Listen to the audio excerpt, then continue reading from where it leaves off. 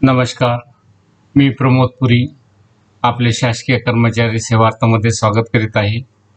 आजचा जो आपल्याला विषय घ्यायचा आहे तो महागाई भत्त्याबद्दल आहे, जो शासन निर्णय आलेला आहे 1 जुलै 2025 ते 31 ऑक्टोबर 2025 पर्यंत 55% वरून 58% महागाई भत्ता वाढलेला आहे।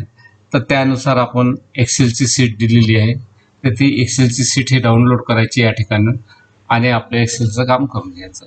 आता यामध्ये जुलै ते ऑक्टोबर 4 महिना आणि कोणी काय केलं आहे का फेब्रुवारीचा महिना कोणी महागाई भत्ता म्हणजे आधी जर टाकलं असेल तर त्यांनी फेब्रुवारी मधलं अरिअर्स दिलं नाही आणि ज्यांनी उशिरा बिल सादर केलं असेल तर त्यांनी फेब्रुवारीचं महागाई भत्ताचं इफेक्ट घेतलेला आहे। तर ते आपल्याला यामध्ये बघायचं, आपण एक्सेलची शीट डाउनलोड करायची। डाउनलोड झाल्यानंतर हे एक्सेलची शीट आपली ओपन झाली। आता यामध्ये काय केलं आपण सीपीएस आणि जीपीएफचे दोन पार्ट केलेले आहेत। आता जीपीएफ मध्ये समजा आपण हे केलं तर या ठिकाणी आपल्याला काय करायचं, त्यांचा इन्क्रिमेंटचा महिना कोणता आहे, जुलै असेल तर इथे बदलणार नाही फेब्रुवारीला, आणि जर एखाद्याचं जानेवारी जर असेल तर जानेवारी असेल तर या ठिकाणी इन्क्रिमेंट लागेल। तर आपल्याला हे बघायचं कोणाचं जानेवारी असेल तरच इथं 26 करायचं आहे, अदरवाईज जुलै 26 राहू द्यायचं। ठीक आहे।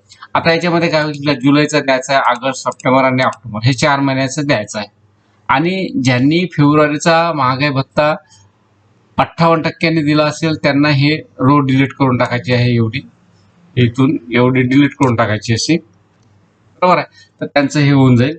आणि ज्यांनी दिला नसेल तर त्यांनी हे रो इथे राहू द्यायचे। याप्रमाणे आपल्याला हे करायचं आहे। एका सीटवर 3 मी टाकलेलं आहे। हे झालं जीपीएफ वाल्यांचा। नंतर डीसीपीएचचं बिल, डीसीपीएचचं पण असं सेम हेच प्रोसेस राहील, जानेवारी आणि जुलै इन्क्रिमेंट। आणि या ठिकाणी आपले डीसीपीएचची अमाऊंट जी आलेली आहे ती या ठिकाणी 755 आलेली आहे, म्हणजे ग्रॉस अमाऊंट ही म्हणजे यांच्या अकाउंटमध्ये जे यांना मिळेल ती 6805 आणि 755 रुपये हे यांच्या अकाउंटला जमा होईल आणि त्याच्यावर त्यांना 14% मिळेल, बरोबर आहे। हे 10%ची अमाऊंट आपल्याला अशी टाकायची। याप्रमाणे एक्सेलची शीट तयार झालेली आहे।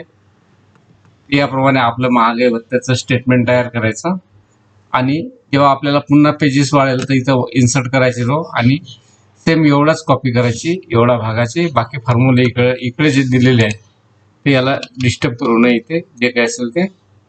आणि इथे समजा तुमचा जो काही महागाई भत्ता असेल 0, 10, 20, 30 तर त्याप्रमाणे आपल्याला ह्या ठिकाणी टाकायचं आहे।